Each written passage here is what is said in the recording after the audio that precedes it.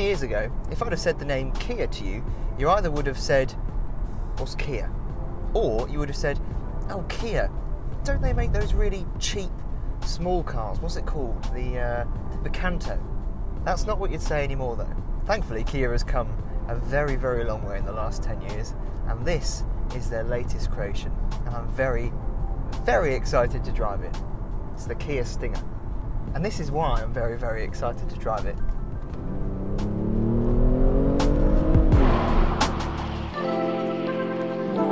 And before I go any further, make sure you comment, make sure you like, make sure you subscribe, and make sure you visit NewMotoring.com. The Stinger is the fastest Kia that's ever been made. It's also the first rear-wheel drive Kia that's ever been made, and to my eyes, it's the best looking Kia that's ever been made. So basically, this is the best Kia that's ever been made. Now let me delve into some details. Soon you will be able to buy a 2-litre 4-cylinder turbocharged petrol engine in the Stinger. You'll also be able to get a 2.2-litre turbo diesel, but this has got the exciting engine. It's a 3.3-litre twin-turbo V6 with 365 brake horsepower, 377 foot-pounds of torque. 0 to 60 miles an hour takes just 4.7 seconds, and the top speed is 168 miles an hour. 4.7 seconds to 60 miles an hour in a Kia. A Kia. I remember when the new Aston Martin V8 Vantage came out back in 2005. I remember reading about it in car magazines.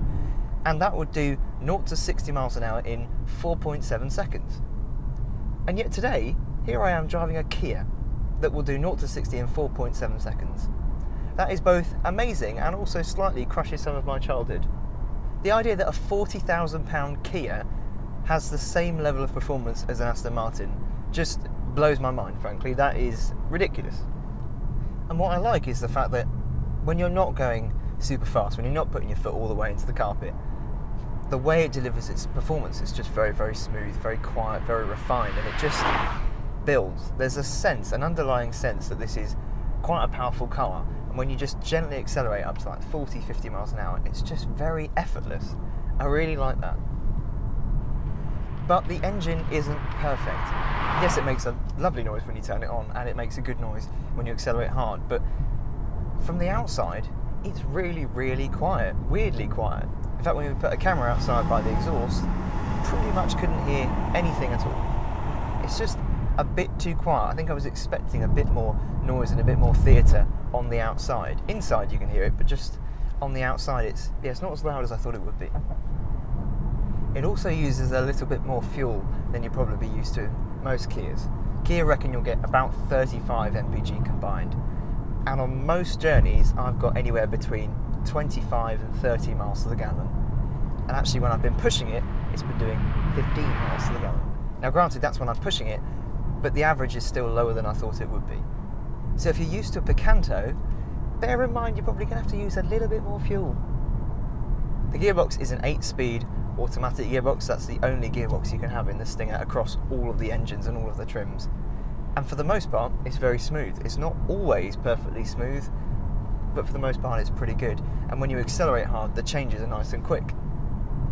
But I do have my frustrations. In most automatics, even if they're cheap, small hatchbacks with automatic gearboxes, you'll likely find a manual mode where you can push the gear lever to one side and you can control the gears yourself by moving the gear lever up and down. Fair play. In this, it doesn't have that. Yes, you've got paddles behind the steering wheel, but you can't push it into a manual mode, which means you don't have the same level of control. I can change down through the gears, I can change up through the gears myself, but I don't know when it's going to go back to being a fully automatic gearbox. So I just don't feel like I'm fully in control of what the gearbox is doing. For example, when I was filming, driving past the camera, I wanted to fly past in second gear, so I put the gearbox into second gear, and as I accelerated past the camera, it changed up to third. That was slightly annoying. And also, if I've changed down a gear, for whatever reason I've just wanted to change down a gear, it'll take a while for it to go back to automatic, and you just don't know when that's going to be.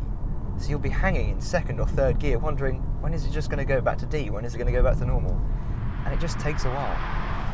It's got Brembo brakes, front and back, and they're okay, but they don't quite have the stopping power that I'd imagine they would do, and I think that is more to do with the car's weight than it is to do with the ability of the brakes, because the car weighs 1,855 kilos, so although it's got quite big brakes, it just doesn't stop as quickly as I imagine it would do. They're still good and actually got some really nice pedal feel, but they're just not quite as powerful as I imagine they would be.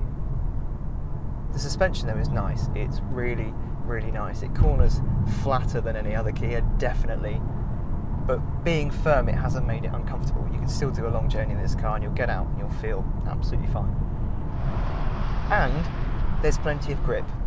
Granted, the car struggles a bit when it's wet or damp. You really do struggle to get your power down actually, but in the dry, yeah, it does very well. The steering is electric and it's nicely weighted actually, but it's not particularly communicative. I don't really know what the tyres are doing. One other feature that's worth noting is a little dial down here that says drive mode, and what that does is, well, it allows you to change the characteristics of the car. So you've got eco mode, then beyond that you've got comfort mode, which is somewhere in the middle, then you've got sport mode, which makes the throttle sharper, makes the steering heavier, and then one on from that you've got sport plus mode, which is the same as sport, but it turns off the traction control. The stability control though stays on. Right at the opposite end of the scale, you've also got smart, and what smart does is it decides what's best depending on how you're driving. So if I'm always putting my foot down, it will be in the more aggressive mode. If I'm trying to drive on an economy run, it will think, aha, I need to back off the throttle response to make the steering slightly lighter. Now for the most part, I've had it in eco mode because, as I've said before, it uses a reasonable amount of fuel, but I like the response in comfort mode. It's got a decent enough response, but sport, if you're going for a drive, that's the mode you want it to be in. The steering does feel nicer, the throttle response is that bit better. As for the way it looks, I really, really like it, especially in this grey paint with the red brake calipers. It just looks menacing. As for the interior, it is really, really good. I think this is the best interior Kia has ever done, because everything you touch, everything you feel, everything you can see looks and feels quality. And it's quiet in here, it's spacious, it's light, it's comfortable. As I said, you can do a long, long journey in this and you'll get out and you'll feel relaxed still. What to make of this thing then? Well, if I'm honest, I am a little bit disappointed by some things. The gearbox, I want that extra level of control. The exhaust, it's perhaps not as loud as I was thinking, but I wonder if that's got more to do with the fact that perhaps I expected too much, whether I've been too excited about it. I think what's important to remember is it's not perfect, yes, but Kia didn't set out to build a super saloon. They didn't set out to build a sports car. What they wanted to do was to build a quick saloon, a Gran Turismo. And have they achieved that? Yes, absolutely. And am I happy it exists? Yes, absolutely. And yet this car, for all its capabilities, the fact that it's the first rear-wheel drive Kia, the fact that it's the fastest Kia, and for all the technology you get in here, it's £41,000. Yes, that's a lot of money for a Kia, but for what you're actually getting, that's a really good deal. Even though it does have its flaws, every time I look at it, every time I get in it, and every time I drive it, it excites me, and that is something special. Now, what do you think of the Stinger? Make sure you let me know in the comments below, because a friendly argument is always good fun.